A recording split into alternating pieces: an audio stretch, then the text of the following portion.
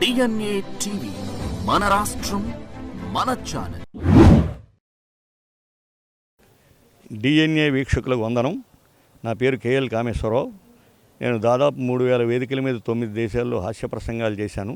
అంటే హాస్యం ద్వారా భాషాభివృద్ధికి మనం ఏమైనా సహాయపడగలమా, తోడ్పడగలమా అని ఒక చిన్న ఆలోచన. నేను కేంద్ర ప్రభుత్వ విశ్రాంత విజిలెన్స్ అధికారిని. రామా దాశరథి కరుణాపయోనిధి టాంగ్ రాముడు వారు ప్రత్యక్షమయ్యారు. అరే బోలో భాయ్ క్యా చాహియే అన్నాడు. Oh it's very funny Ramachandra, you know Hindi అన్నాడు వాడు. ఒరే బాబు నువ్వు తెలుగువాడుగా అన్నాడు ఆయన. ఎలా చెప్పారు స్వామి? ప్రపంచంలో ఒకవేళ సాటి తెలుగువాడు కనపడిన పరాయి భాషలో పులకరించిపోయి ఒక జాతి ఉంది నాయన, అదే తెలుగు జాతి. చాలా సంతోషం స్వామి, నువ్వన్నీ చిత్రాలు చేస్తావు. తానీషాకి దర్శనం ఇచ్చావు కానీ కంచర్ల గోపానికి ఇవ్వలేదు. అవును స్వామి, నేను చాలా సినిమాల్లో చూసా, ముందుగా రంభా ఊర్వశి వాళ్ళు రావాలి కదా, మీరు వచ్చేసేరి ఉంటున్నాడు. వాళ్ళు ఎక్కడొస్తారా? నేను పుట్టిన పవిత్ర భారతదేశంలో 3 మానభంగాలు 6 ప్రాణభంగాలుగా ఉంది. వాళ్ళ భయంతో ఎలక్షన్ డ్యూటీకి భయపడిన ప్రభుత్వాధికారుల సెలవులో పోయారా, అందుకని నేను వచ్చాను. సరే స్వామి, మరి మీకు ఒక విషయం చూపించాలండి, నేను రామకోటి రాశానన్నాడు. ఇదేమిటి నాయన, మొదటి పూట ఒకలాగను మిగతా వేరులా ఉన్నాయన్నాడు. స్వామి ఎప్పుడో నువ్వు 8,69,126 సంవత్సరాలకు పూర్వం త్రేతాయుగం వాడివి, ఇది కలియుగం. మేము జిరాక్స్ అని ఒక మహాయంత్రాన్ని కనిపెట్టాం. ఒక పూట నేను రాసి మిగతా కోటి జిరాక్స్ తీశాన్నాడు. సంతోషం, నీకేం కావాలరా? రామకోటిలో రామశబ్దం మీకు మా సీతమ్మ వారికి చాలా ఇష్టం, భద్రంగా అది ఉంచుకో స్వామి, ఆ కోటి నాకు పారాయి అన్నాడు. ఏందా 100 అని 100 ఇచ్చాడు. ఇదేమిటి స్వామి? అదేదో యంత్రం కనిపెట్టావు కదరా, అందులో పెట్టి కోటి చేసుకోపో అన్నాడు. మరి రాములు వాళ్ళ తర్వాత తలుచుకున్న తర్వాత మనం హనుమంతుల వారిని కూడా తలుచుకోవాలండి. హనుమంతుల వారు ఎక్కడి వారు అని ఒక చర్చ జరుగుతోంది.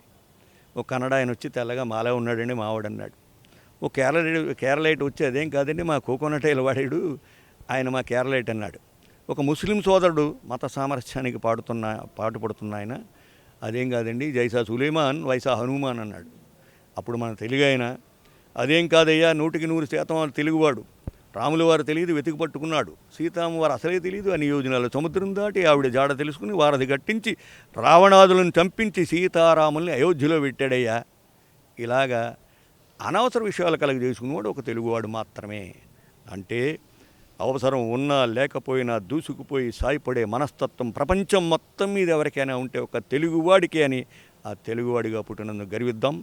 దేశ భాషల ఎందెల్ల దివ్యమగుచు అతులిత యశంబునార్జించిన ఆంధ్రభాష దాన మధురమ్ము కవిత దాని ఎందు పరమ మధురమ్ము సుమ్ము సుభాషితమ్ము.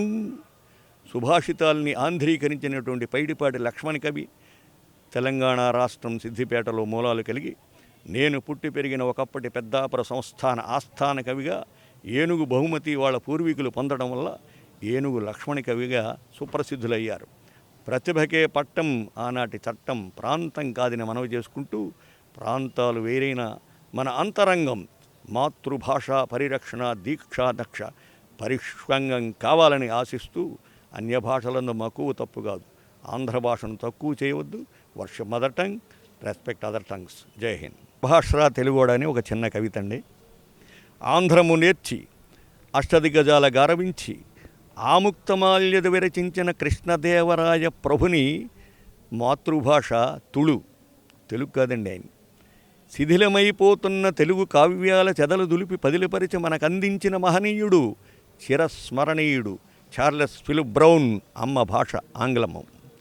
అన్య భాషల నేర్చి ఆంధ్రమ్ము రాదంచు సకిలించు ఆంధ్రుడా చావవెందుకురాయ నాన్న కాళోజీ మూలాలు మరాఠీ, అమ్మ కన్నడిగా. అన్యులాదరించిన కమ్మనైన అమ్మ భాషను ఛేదరించు ఘన చరితుడెవడయ్యా, ఇంకెవ్వడు తెలుగువాడు. శభాష్రా తెలుగుడా. కమ్మనైన అమ్మ భాష, అమ్మ ఇంట మాటలాడినంత కాలము అది మృత భాష కాదు, అమృత భాష. నమస్కారం.